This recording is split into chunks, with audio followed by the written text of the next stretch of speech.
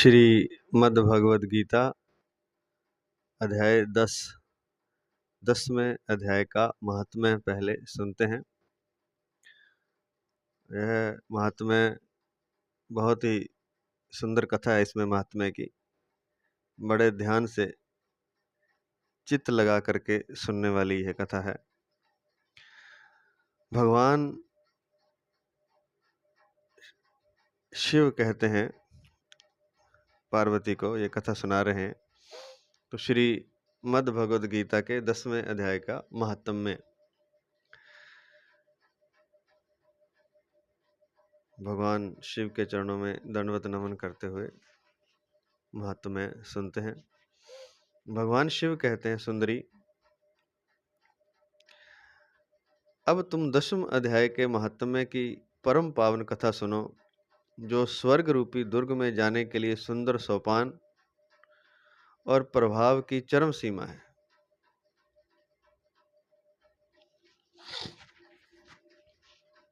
अर्थात इससे स्वर्ग में जाया जा सकता है इस कथा से, और ये प्रभाव की चरम सीमा है। काशीपुरी में धीर बुद्धि नाम से विख्यात एक ब्राह्मण था, जो मुझ में प्रिय नंदी के समान भक्ति रखता था। वह पावन कीर्ति के अर्जन में तत्पर रहने वाला, शांतचित्त और हिंसा, कठोरता एवं दुस्साहस से दूर रहने वाला था।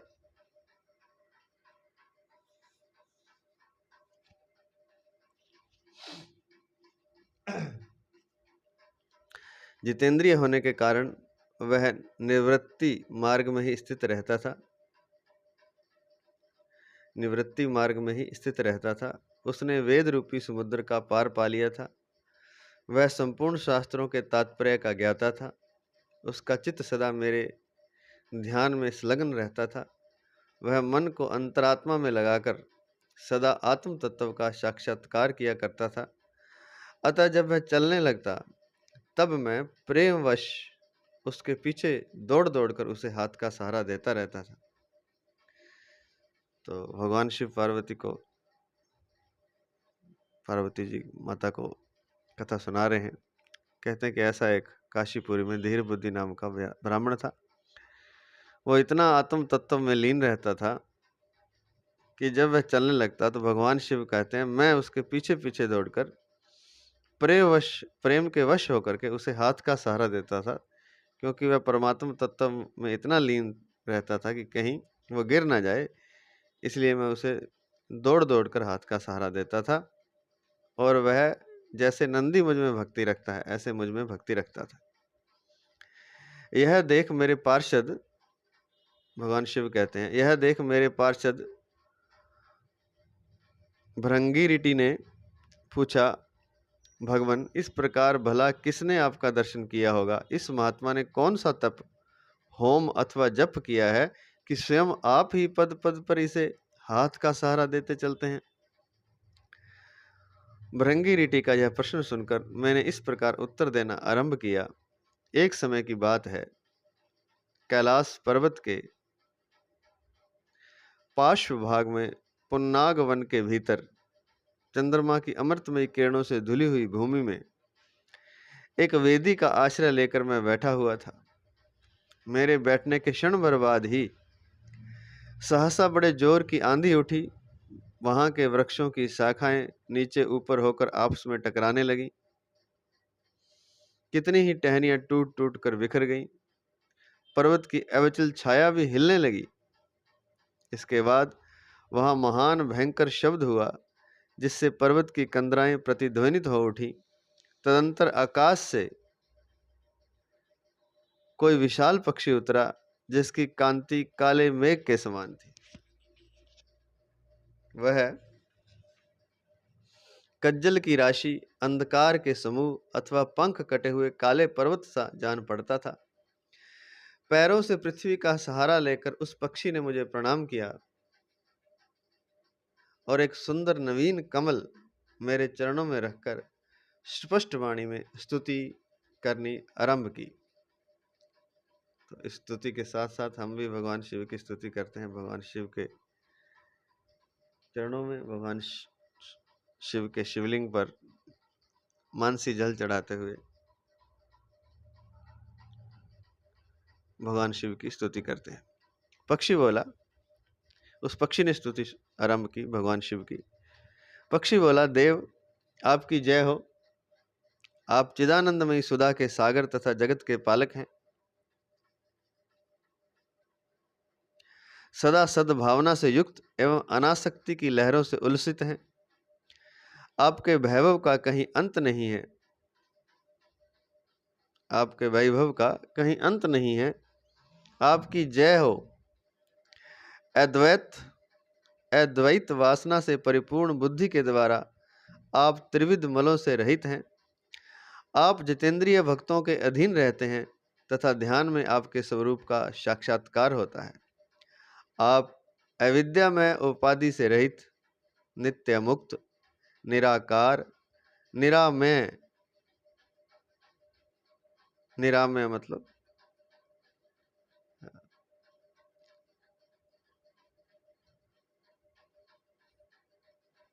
विष से रहित, शायद यही अर्थ है। असीम, अहंकार शून्य, आवरण रहित और निर्गुण है। आपके चरण कमल शरणागत भक्तों की रक्षा करने में प्रवीण है।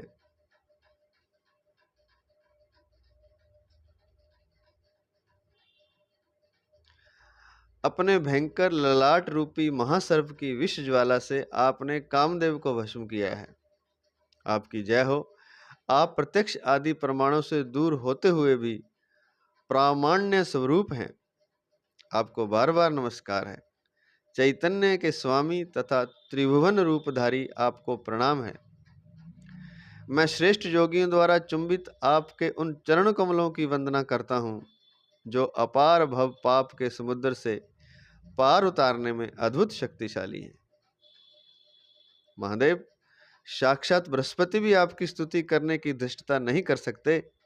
सहस्त्र मुखों वाले नागराज शेष में भी इतनी चातुरी नहीं कि वे आपके गुणों का वर्णन कर सकें। फिर मेरे जैसे छोटी बुद्धि वाले पक्षी की तो विसात ही क्या है। उस पक्षी के द्वारा किए हुए इस स्तोत्र को सुनकर मैंने उससे पूछा, विहंगम, तुम कौन हो और कहां से आए हो? तुम्हारी आकृति तो हंस जैसी है, मगर रंग कौवे का मिला है। तुम जिस प्रयोजन को लेकर यहाँ आए हो उसे बताओ। पक्षी बोला, देवेश, मुझे ब्रह्मा जी का हंस जानिए। धूर जटे, जिस कर्म से मेरे शरीर में इस समय कालिमा आ गई है उसे सुनिए। प्रभो, यद्यपि आप सर्वज्ञ हैं, अतः आपसे कोई भी बात छिपी नहीं है, तथापि यदि आप पूछते हैं तो बतलाता हूं। सौराष्ट्र अर्थात सूरत नगर के पास एक सुंदर सरोवर है जिसमें कमल लहलहाते रहते हैं। उसी में से बाल चंद्रमा के टुकड़े जैसे श्वेत मृणालों के ग्रास लेकर मैं बड़ी तीव्र गति से आकाश में उड़ रहा था।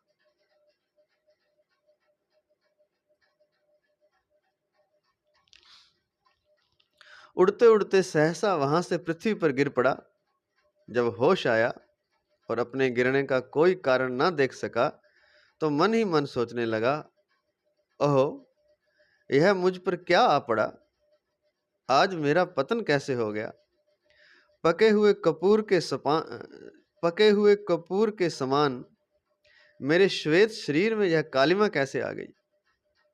इस प्रकार विस्मित होकर मैं अभी विचार ही कर रहा था कि उस पोखरे के कमलों में से मुझे ऐसी वाणी सुनाई दी, हंस उठो, मैं तुम्हारे गिरने और काले होने का कारण बताती हूं। तब मैं उठकर सरोवर के बीच में गया और वहां 5 कमलों से युक्त एक सुंदर कमलिनी को देखा। उसको प्रणाम करके मैंने प्रदक्षिणा की और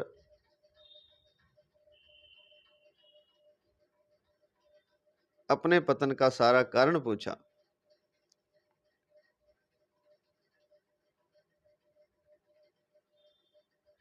कमलिनी बोली, कल हंस, तुम आकाश मार्ग से मुझे लांग कर गए हो, उसी पातक के परिणामवश तुम्हें पृथ्वी पर गिरना पड़ा है। तो भारत में भी यह हमारे यहाँ रिवाज है कि कहते हैं किसी को लांघना नहीं चाहिए, और किसी पवित्र वस्तु को तो बिल्कुल लांघ कर नहीं जाना चाहिए, और किसी जीव को भी नहीं लांघना चाहिए, चाहे मनुष्य हो चाहे कोई हो। तो ऐसा कहा जाता है कि लांघना नहीं चाहिए। तो उस जो श्वेत हंस जो काला हो गया था, उस कमलिनी ने कहा कि तुम आकाश मार्ग से मुझे लांघ कर गए हो, उसी पातक अर्थात उसी पाप के परिणाम वश तुम्हें पृथ्वी पर गिरना पड़ा है, तथा उसी के कारण तुम्हारे शरीर में कालिमा दिखाई देती है। तुम्हें गिरा देख मेरे हृदय में दया भर आई, और अब मैं इस मध्यम कमल के द्वारा बोलने लगी हूं। उस समय मेरे मुख से निकली हुई सुगंध को सूंघकर 60,000 भंवरे स्वर्ग लोक को प्राप्त हो गए हैं।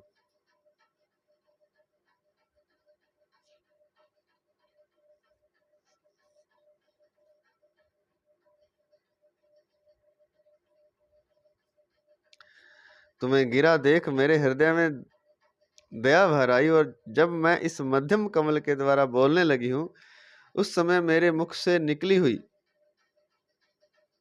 सुगंध को सूंघकर 60,000 भंवरे स्वर्ग लोक को प्राप्त हो गए। पक्षीराज, जिस कारण मुझ में इतना वैभव ऐसा प्रभाव आया है, उसे बतलाती हूं, सुनो। इस जन्म से पहले तीसरे जन्म में मैं इस पृथ्वी पर एक ब्राह्मण की कन्या के रूप में उत्पन्न हुई थी। उस समय मेरा नाम सरोज वदना था। मैं गुरुजनों की सेवा करती हुई सदा एकमात्र पातिव्रत के पालन में तत्पर रहती थी। एक दिन की बात है, मैं एक मैना को पढ़ा रही थी। इससे पति सेवा में कुछ विलंब हो गया। इससे पति देवता कुपित हो गए और उन्होंने शाप दिया, पापिनी तू मैना हो जा। मरने के बाद यद्यपि मैं मैना ही हुई, तथापि पातिव्रत्य के प्रसाद से मुनियों के ही घर में मुझे आश्रय मिला। किसी मुनि कन्या ने मेरा पालन पोषण किया। मैं जिनके घर में थी, वे ब्राह्मण प्रतिदिन प्रातःकाल विभूति योग नाम से प्रसिद्ध गीता के 10वें अध्याय का पाठ करते थे, जो आज हम शुरू करने जा रहे हैं। 10वां अध्याय इसलिए हम महात्म्य सुन रहे हैं पहले, क्योंकि आज 10वां अध्याय जो कि विभूति योग नाम से प्रसिद्ध है, उसकी व्याख्या करने जा रहे हैं। वे ब्राह्मण प्रतिदिन प्रातःकाल विभूति योग नाम से प्रसिद्ध गीता के 10वें अध्याय का पाठ करते थे, और मैं उस पापहारी अध्याय को सुना करती थी। पापहारी, पाप को हरने वाला यह अध्याय है। मैं उस पापहारी अध्याय को सुना करती थी। विहंगम काल आने पर मैं मैना का शरीर छोड़कर 10वें अध्याय के महात्म्य से स्वर्गलोक में अप्सरा हुई। मेरा नाम पद्मावती हुआ और मैं पद्मा की प्यारी सखी हो गई। एक दिन मैं विमान से आकाश में विचर रही थी। उस समय सुंदर कमलों से सुशोभित इस रमणीय सरोवर पर मेरी दृष्टि पड़ी, और इसमें उतरकर ज्यों ही मैंने जल क्रीड़ा आरंभ की, त्यों ही दुर्वासा मुनि आ धमके। उन्होंने वस्त्रहीन अवस्था में मुझे देख लिया। उनके भय से मैंने स्वयं ही एक कमलिनी का रूप धारण कर लिया। मेरे दोनों पैर 2 कमल हुए, दोनों हाथ भी 2 कमल हो गए, और शेष अंगों के साथ मेरा मुख भी एक कमल हुआ। इस प्रकार मैं 5 कमलों से युक्त हुई।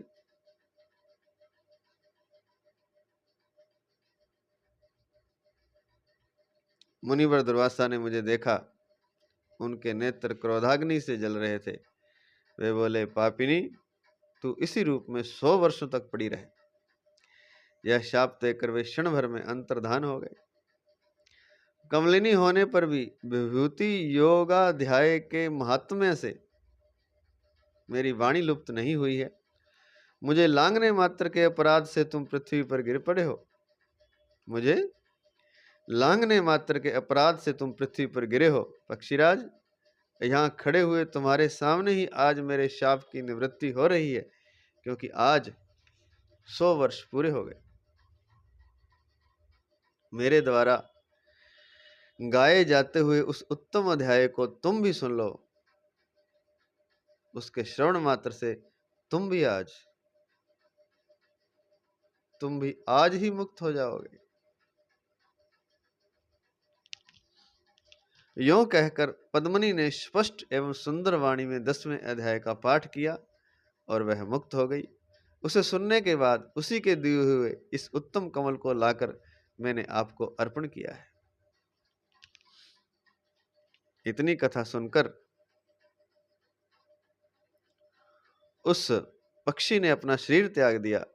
इतनी कथा सुनाकर, सुनकर नहीं, इतनी कथा सुनाकर भगवान शिव कह रहे हैं, माता पार्वती को कथा सुना रहे हैं कि वो जो पक्षी मेरे पास आकर बैठा था, जो कि पहले श्वेत हंस था, जो काला हंस बन गया था, उसने जो अपनी कथा सुनाई कि काला क्यों हुआ, वो जो एक कमल का फूल भी लाया था जो कि उसने मुझे अर्पण किया था, तो इतनी कथा सुनाकर उस पक्षी ने अपना शरीर त्याग दिया।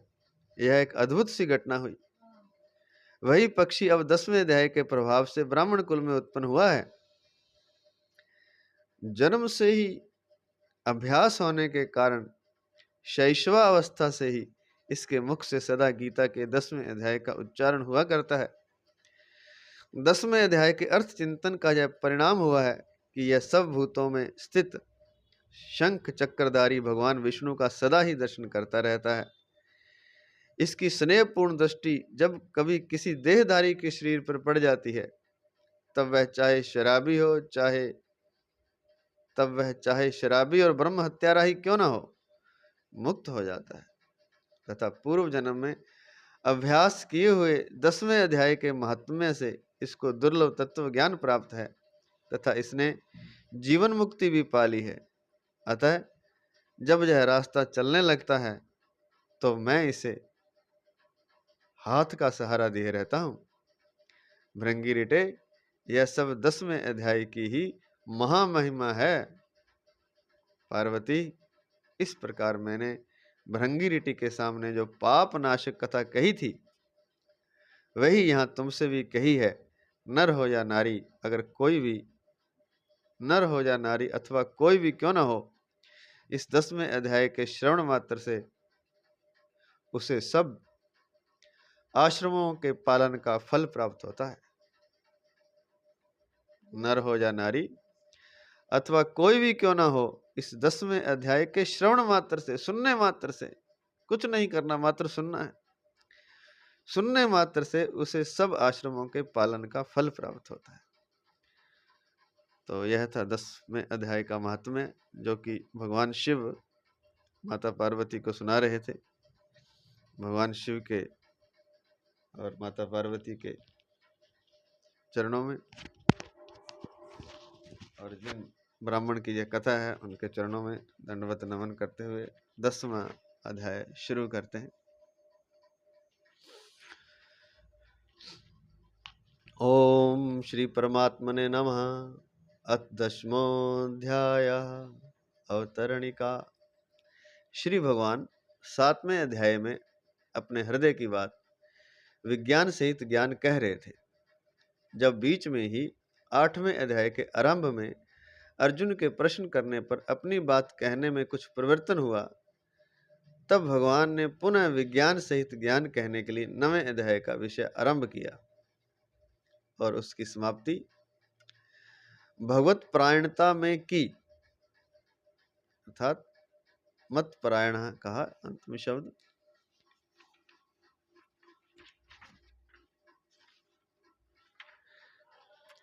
उसका मतलब है कि भगवत परायणता धारण करनी चाहिए या भगवान के परायण हो जाना चाहिए। तो 9वें अध्याय का विषय आरंभ किया और उसकी समाप्ति भगवत परायणता में की। फिर भी भगवान के मन में और कहने का भाव रहा।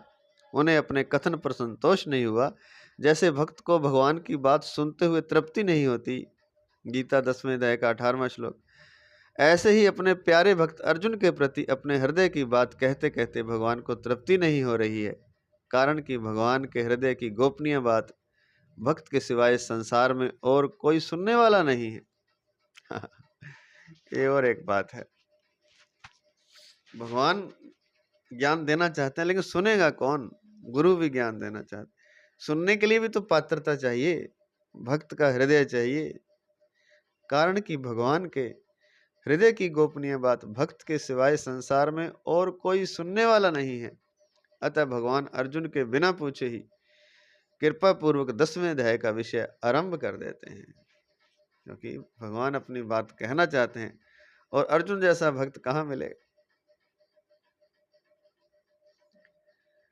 श्री भगवान उवाच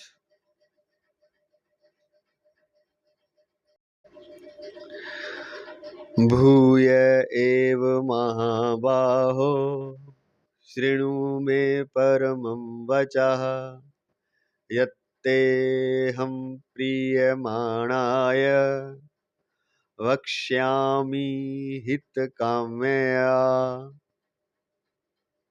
श्री भगवान बोले, हे महाबाहो अर्जुन, मेरे परम वचन को तुम फिर भी सुनो, जिसे मैं मुझ में अत्यंत प्रेम रखने वाले तुम्हारे लिए हित की कामना से कहूंगा। व्याख्या करने जा रहे हैं। प्रातः स्मरणीय, प्रातः वंदनीय, परम श्रद्धे, परम आदरणीय, भगवत तत्व प्रेम तत्व प्राप्त महापुरुष पूज्य महाराज श्री स्वामी राम सुखदास जी महाराज जी, उनके ग्रंथ साधक संजीवनी से महाराज जी के पावन चरणों में अनंत अनंत दंडवत नमन करते हुए महाराज जी के आशीर्वाद से व्याख्या शुरू करते हैं। व्याख्या। भूय एव, भगवान की विभूतियों को तत्व से जानने पर भगवान में भक्ति होती है, प्रेम होता है। इसलिए कृपावश होकर भगवान ने 7वें अध्याय में 8वें श्लोक से 12वें श्लोक तक कारण रूप से 17 विभूतियां और 9वें अध्याय में 16वें श्लोक से 19वें श्लोक तक कार्य कारण रूप से 37 विभूतियां बताई। अब यहाँ और भी विभूतियां बताने के लिए तथा विभूतियां बताने के लिए इसको एक लिख के दिया है। इस 10वें अध्याय में भगवान ने चौथे से छठे श्लोक तक अपनी 45 विभूतियां बताई हैं। अब यहाँ और भी विभूतियां बताने के लिए तथा गीता 8वें अध्याय के 14वें तथा 9वें अध्याय के 22वें तथा 34वें श्लोक में कही हुई भक्ति का और भी विशेषता से वर्णन करने के लिए भगवान भूय एव कहते हैं, अर्थात फिर भी मैं तुझे कहूंगा, फिर कहूंगा, उसे सुनो।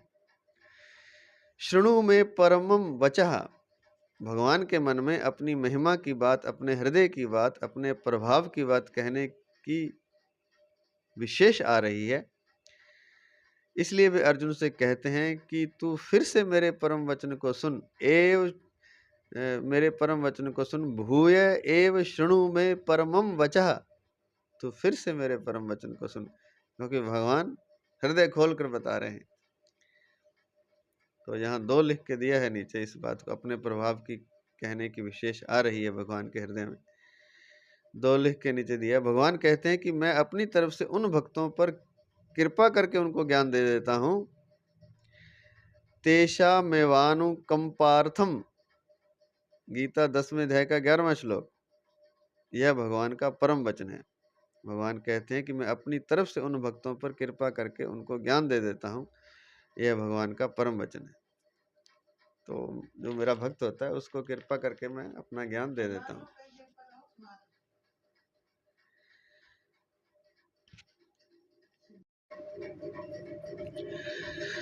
दूसरा भाव यह है कि भगवान जहाँ जहाँ अर्जुन को अपनी विशेष महत्ता, प्रभाव, ऐश्वर्य आदि बताते हैं, अर्थात अपने आप को खोल करके बताते हैं, वहाँ वहाँ वे परम वचन, रहस्य आदि शब्दों का प्रयोग करते हैं। जैसे चौथे अध्याय के 3 श्लोक में रहस्यम हयेत दुत्तमम पदों से बताते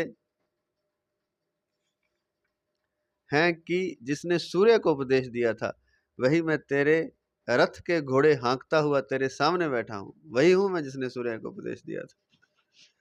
18वें अध्याय के 64वें श्लोक में शृणु में परमम वचः पदों से यह परम वचन कहते हैं कि तू संपूर्ण धर्मों का निर्णय करने की झंझट को छोड़कर एक मेरी शरण में आ जा, मैं तुझे संपूर्ण पापों से मुक्त कर दूंगा, चिंता मत कर। 18वें अध्याय का 66वां श्लोक। यहाँ तो नहीं लिखा, लेकिन वो श्लोक इस प्रकार है। सर्वधर्मान् परित्यज्य मामेकं शरणं व्रज, अहम त्वा सर्व पापेभ्यो मोक्षयिष्यामि मा शुचा। 18वें अध्याय का 66वां श्लोक। यहाँ शृणु में परमम वचः पदों से भगवान का आशय है कि प्राणियों के अनेक प्रकार के भाव मेरे से ही पैदा होते हैं और मेरे में ही भक्ति भाव रखने वाले 7 महर्षि, 4 सनकादि तथा 14 मनु, ये सभी मेरे मन से पैदा होते हैं। तात्पर्य है कि सबके मूल में मैं ही हूँ।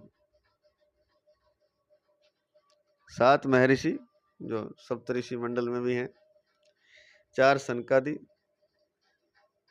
सनक सनंदन आदि, 14 मनु, ये सभी मेरे मन से पैदा होते हैं।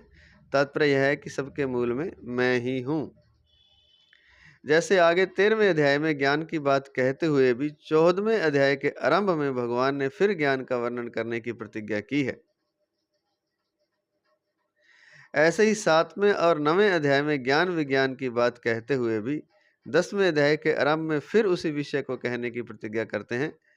14वें अध्याय के आरंभ में भगवान ने परम भूयः प्रवक्ष्यामि ज्ञानानाम ज्ञानमुत्तमम् कहा और यहाँ 10वें अध्याय के आरंभ में शृणु में परमम वचा कहा। इसका तात्पर्य है कि ज्ञान मार्ग में समझ की, विवेक विचार की मुख्यता रहती है, अतः साधक वचनों को सुनकर के विचार पूर्वक तत्व को समझ लेता है। इसलिए यहाँ ज्ञानानाम ज्ञानमुत्तमम् कहा है। भक्ति मार्ग में श्रद्धा विश्वास की मुख्यता रहती है, अतः साधक वचनों को सुनकर के श्रद्धा विश्वास पूर्वक मान लेता है। इसलिए यहाँ परमम वचः कहा है।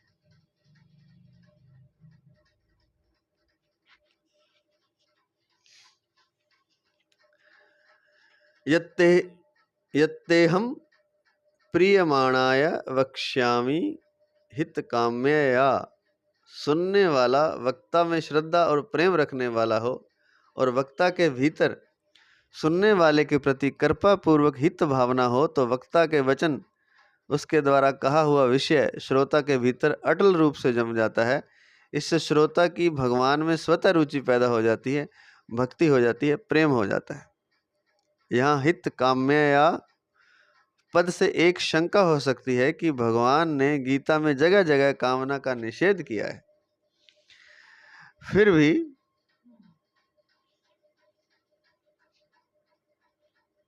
किया है, फिर वे स्वयं अपने में कामना क्यों रखते हैं? इसका समाधान यह है कि वास्तव में अपने लिए भोग, सुख, आराम आदि चाहना ही कामना है। दूसरे के हित की कामना कामना है ही नहीं।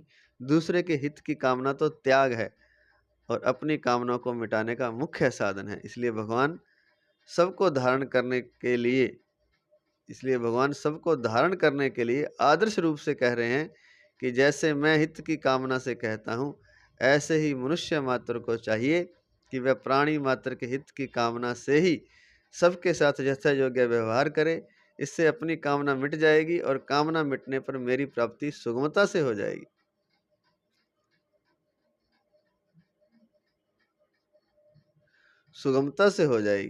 प्राणी मात्र के हित की कामना रखने वालों को मेरे सगुण स्वरूप की प्राप्ति भी हो जाती है।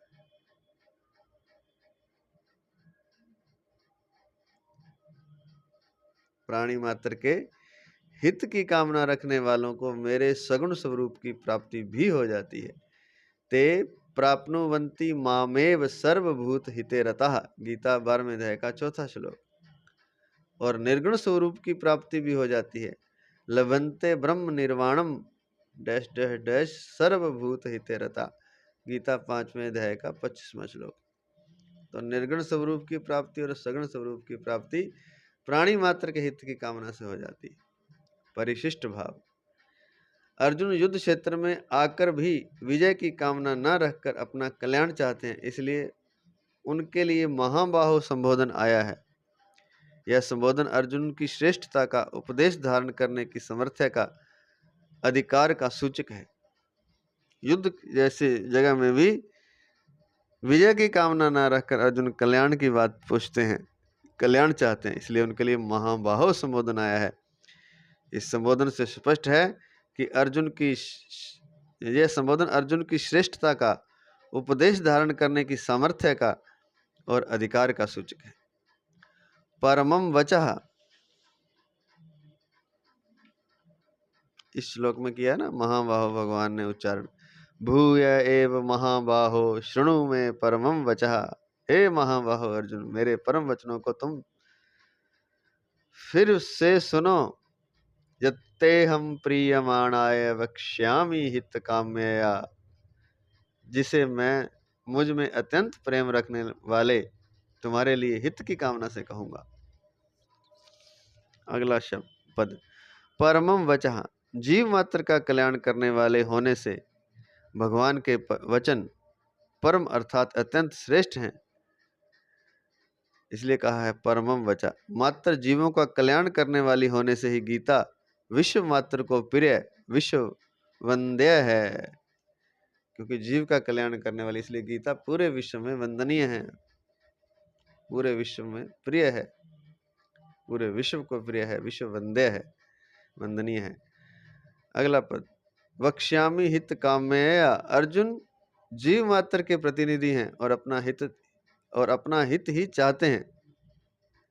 अर्जुन जीव मात्र के प्रतिनिधि हैं और अपना हित ही चाहते हैं। स्टार लिख के दिया है नीचे, यश्रेयस्या निश्चितम ब्रूहि तन्मे, जो श्रेष्ठ हो, जो निश्चित हो संत महापुरुषों द्वारा, बड़े बूढ़ों द्वारा, ज्ञानियों द्वारा, वह मुझे कहिए। ब्रूहि तन्मे, मैं आपसे पूछता हूँ।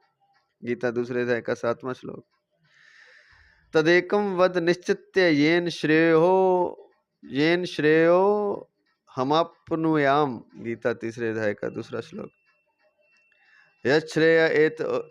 यच्छ्रेय एत्योरेकम तन्मे ब्रूहि सुनिश्चितम। तो सेम ही बात पूछ रहे हैं, गीता 5वें अध्याय का 1 श्लोक। तो अर्जुन अपने कल्याण की बात पूछ रहे हैं, क्योंकि अर्जुन जीव मात्र के प्रतिनिधि हैं। इसका मतलब वो सबका हित चाहते हैं, अपने लिए पूछ रहे हैं तो सबके लिए पूछ रहे हैं। अतः भगवान उनके अर्थात जीव मात्र के हित के उद्देश्य से परम वचन कहते हैं। कल्याण के सिवाय जीव का अन्य कोई हित है ही नहीं। उसको धन दे देना, उसको भोजन करा देना, सबसे बड़ा हित तो उसका कल्याण है कि जीव परमात्मा को प्राप्त हो जाए। इससे बड़ा कोई हित नहीं है जीव का। कल्याण के सिवाय जीव का अन्य कोई हित है ही नहीं। भगवान के वचन भी कल्याण करने वाले हैं और उनका उद्देश्य भी कल्याण करने का है। इसलिए भगवान की वाणी में जीव का विशेष कल्याण अर्थात परम हित भरा हुआ है। जीव का जितना हित भगवान कर सकते हैं, उतना दूसरा कोई कर ही नहीं सकता। उमा राम सम हित जग माही, गुरु पितु मातु बंधु प्रभु नाही। भगवान शिव कहते हैं पार्वती से, हे उमा, राम सम हित जग माही, राम के समान हित करने वाला जग में कौन है? ना गुरु, ना पिता, ना माता, ना बंधु, कोई देवता कोई नहीं है। गुरु पितु मातु बंधु प्रभु नाही, मानस किष्किंधा कांड 12:1 में दिया है। दूसरों की वाणी में तो मतभेद रहता है, पर भगवान की वाणी सर्वसम्मत है। भगवान योग में स्थित होकर गीता कह रहे हैं।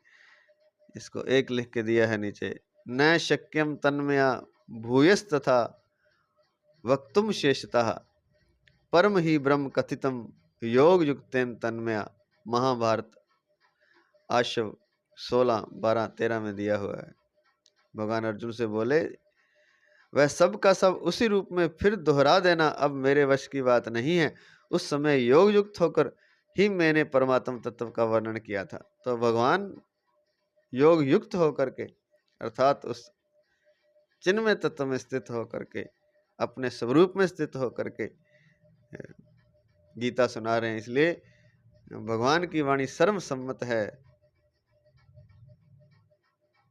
दोबारा जब अर्जुन ने कहा कि बताइए, तो कहा कि अब मैं वो दोबारा से नहीं दोहरा सकता। उस समय योग युक्त होकर ही मैंने परम तत्व का वर्णन किया था। भगवान योग में स्थित होकर गीता कह रहे हैं, अतः उनके वचन विशेष कल्याण करने वाले हैं। भगवान का योग में स्थित होना क्या है?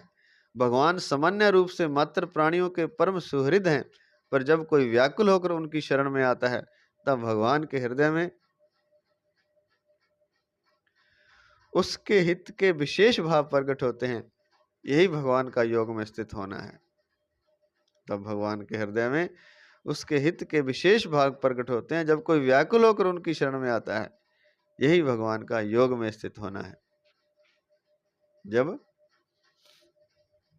भगवान के हृदय में विशेष हित के भाव प्रकट होते हैं, यही भगवान का योग में स्थित होना है। 2 लिख के दिया है इसको नीचे। ब्रूयुः स्निग्धस्य शिष्यस्य गुरुवो गुह्यं प्युत। श्रीमद् भागवत 1:1-8 में और 10:13-3 में दिया है। गुरुजन अपने प्रेमी शिष्य को गुप्त से गुप्त बात भी बतला दिया करते हैं। गुरुजन अपने प्रेमी शिष्य को गुप्त से गुप्त बात भी बतला दिया करते हैं। ब्रूयुः स्निग्धस्य शिष्यस्य गुरुवो गुह्यं प्युत। गुरुजन अपने प्रेमी शिष्य को गुप्त से गुप्त बात भी बतला दिया करते हैं। गूढ़ तत्व न साधु दुरावही, आर्थ अधिकारी जह पावही। रामचरितमानस बालकांड 110:1 में दिया है। जो साधु होते हैं, जो संत होते हैं, जो गुरु होते हैं, वो गूढ़ तत्व भी छुपाते नहीं हैं। कब? आर्त अधिकारी जहाँ पावही, जहाँ वे आर्त अर्थात व्याकुल अधिकारी, व्याकुल भक्त को जब पाते हैं, व्याकुल शिष्य उन्हें मिलता है, तो वे गूढ़ से गूढ़ बात भी बता देते हैं। वही बात यहाँ लिखी है कि ब्रूयुः स्निग्धस्य शिष्यस्य गुरुवो गुह्यं प्युत। गुरुजन अपने प्रेमी शिष्य को गुप्त से गुप्त बात भी बतला दिया करते हैं।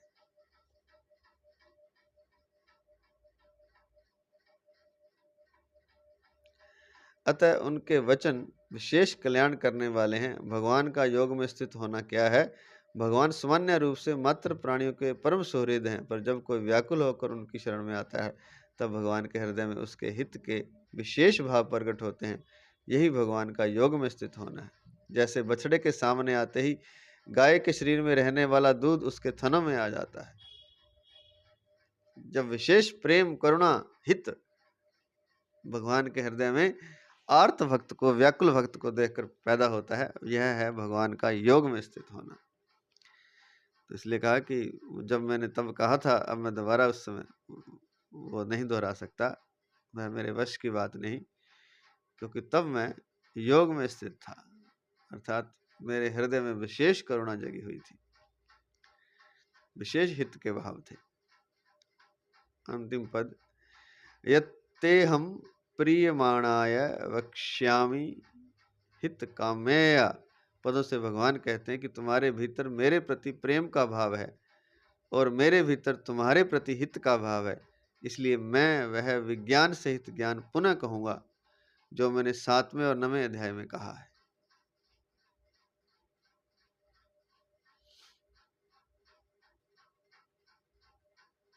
इससे सिद्ध होता है कि 7वां, 9वां और 10वां तीनों अध्यायों में भगवान ने प्राणी मात्र के हित की कामना से अपने हृदय की बात कही है।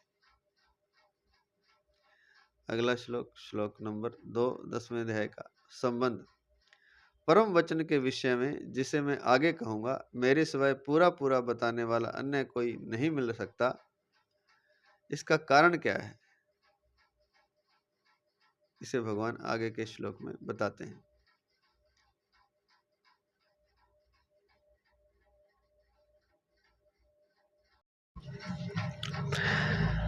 नामे विदुः सुरगणाः प्रभवं नाम हर्षयः अहमादिर्हि देवानां महर्षीणां च सर्वशः मेरे प्रकट होने को न देवता जानते हैं और न महर्षि, क्योंकि मैं सब प्रकार से देवताओं का और महर्षियों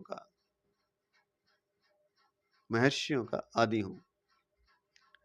व्याख्या: न मे विदुः सुरगुणः प्रभवं न महर्षयः।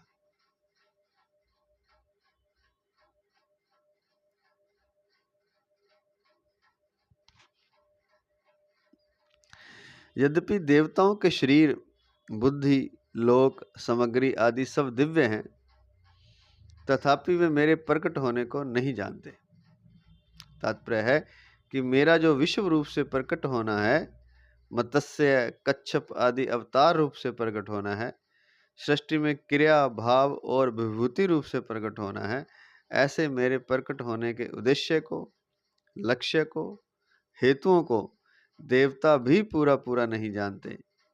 मेरे प्रकट होने को पूरा पूरा जानना तो दूर रहा, उनको तो मेरे दर्शन ही बड़ी कठिनता से होते हैं। इसलिए वे मेरे दर्शन के लिए हरदम लालायित रहते हैं। गीता 11वें अध्याय के 52वें श्लोक में। ऐसे ही जिन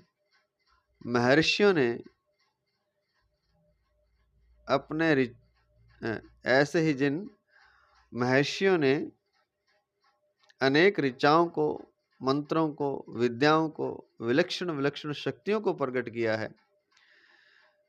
जो संसार से ऊंचे उठे हुए हैं, जो दिव्य अनुभव से युक्त हैं, जिनके लिए कुछ करना, जानना और पाना बाकी नहीं रहा है, ऐसे तत्वज्ञ जीवन मुक्त महर्षि लोग भी मेरे प्रकट होने को अर्थात मेरे अवतारों को, अनेक प्रकार की लीलाओं को, मेरे महत्व को पूरा पूरा नहीं जानते। यहाँ भगवान ने देवता और महर्षि इन दोनों का नाम लिया है। इसमें ऐसा मालूम देता है कि ऊंचे पद की दृष्टि से देवता का नाम और ज्ञान की दृष्टि से महर्षि का नाम लिया गया है। इन दोनों का मेरे प्रकट होने को न जानने में कारण यह है कि मैं देवताओं और महर्षियों का सब प्रकार से आदि हूँ। अहमादिर ही देवानाम महर्षिणाम च सर्वशः। उनमें जो कुछ बुद्धि है, शक्ति है, समर्थ्य है, पद है, प्रभाव है, महत्ता है, वह सब उन्होंने मेरे से ही प्राप्त की है। अतः मेरे से प्राप्त किए हुए प्रभाव, शक्ति, समर्थ्य आदि से वे मेरे को पूरा कैसे जान सकते हैं, अर्थात नहीं जान सकते। जैसे बालक जिस माँ से पैदा हुआ है उस माँ के विवाह को और अपने शरीर के पैदा होने को नहीं जानता, ऐसे ही देवता और महर्षि मेरे से ही प्रकट हुए हैं, अतः वे मेरे प्रकट होने को और अपने कारण को नहीं जानते। कार्य अपने कारण में लीन तो हो सकता है पर उसको जान नहीं सकता। कार्य अपने मूल अर्थात कारण में लीन तो हो सकता है पर उसको जान नहीं सकता। ऐसे ही देवता और महर्षि मेरे से उत्पन्न होने से, मेरा कार्य होने से कारण रूप मेरे को नहीं जान सकते, प्रत्युत मेरे में लीन हो सकते हैं। तात्पर्य यह हुआ कि देवता और महर्षि भगवान के आदि को, अंत को और वर्तमान की इयत्ता को अर्थात भगवान ऐसे ही हैं, इतने ही अवतार लेते हैं, इस माप तोल को नहीं जान सकते। कारण कि इन देवताओं और महर्षियों के प्रकट होने से पहले भी भगवान ज्यों के त्यों ही थे और उनके लीन होने पर भी भगवान ज्यों के त्यों ही रहेंगे। अतः जिनके शरीरों का आदि और अंत होता रहता है, वे देवता और महर्षि अनादि अनंत को अर्थात असीम परमात्मा को अपनी सीमित बुद्धि, योग्यता, सामर्थ्य आदि के द्वारा कैसे जान सकते हैं? असीम को अपनी सीमित बुद्धि के अंतर्गत कैसे ला सकते हैं, अर्थात नहीं ला सकते। इसी अध्याय के 14वें श्लोक में अर्जुन ने भी भगवान से कहा है कि आपको देवता और दानव नहीं जानते।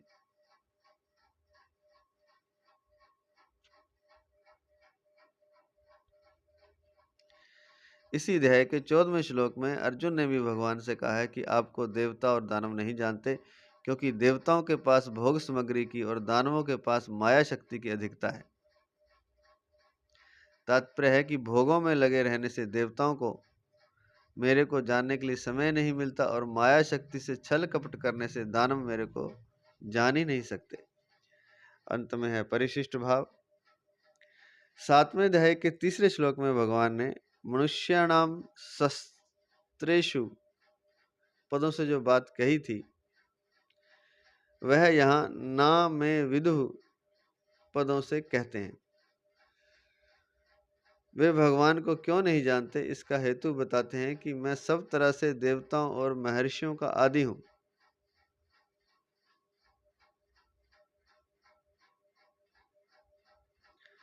सातवें अध्याय के 26वें श्लोक में भी भगवान ने कहा है कि भूत भविष्य और वर्तमान के सब प्राणियों को मैं जानता हूं।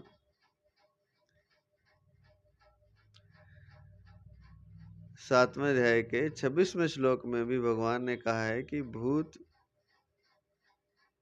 भविष्य और वर्तमान के सब प्राणियों को मैं जानता हूं, पर मेरे को कोई नहीं जानता। इसलिए अर्जुन ने भी आगे 14वें 15वें श्लोकों में कहा कि आपको न देवता जानते हैं, न दानव ही जानते हैं, और न दानव ही जानते हैं, प्रत्युत आप स्वयं ही अपने आप से अपने आप को जानते हैं।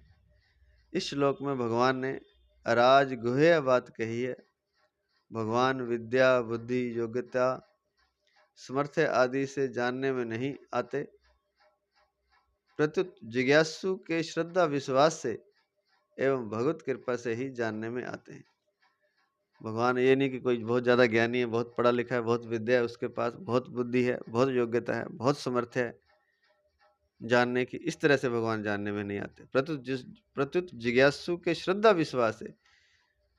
वो ना तो बुद्धि देखते, ना विद्या देखते, ना योग्यता देखते, ना सामर्थ्य देखते, वे तो देखते हैं श्रद्धा और विश्वास जिज्ञासु का। प्रत्युत जिज्ञासु के श्रद्धा विश्वास से एवं भगवत कृपा से ही जानने आते हैं। और जब वे अपनी कृपा जब करते हैं तभी उनको कोई जान सकता है, या फिर श्रद्धा विश्वास से, दोनों से ही, श्रद्धा विश्वास से एवं भगवत कृपा से ही भगवान जानने में आते हैं, अन्य किसी कारण से नहीं। विद्या, बुद्धि, योग्यता, सामर्थ्य आदि किसी कारण से नहीं। तो आज इतना ही। जय श्री कृष्ण, जय श्री कृष्ण, जय जय श्री कृष्ण।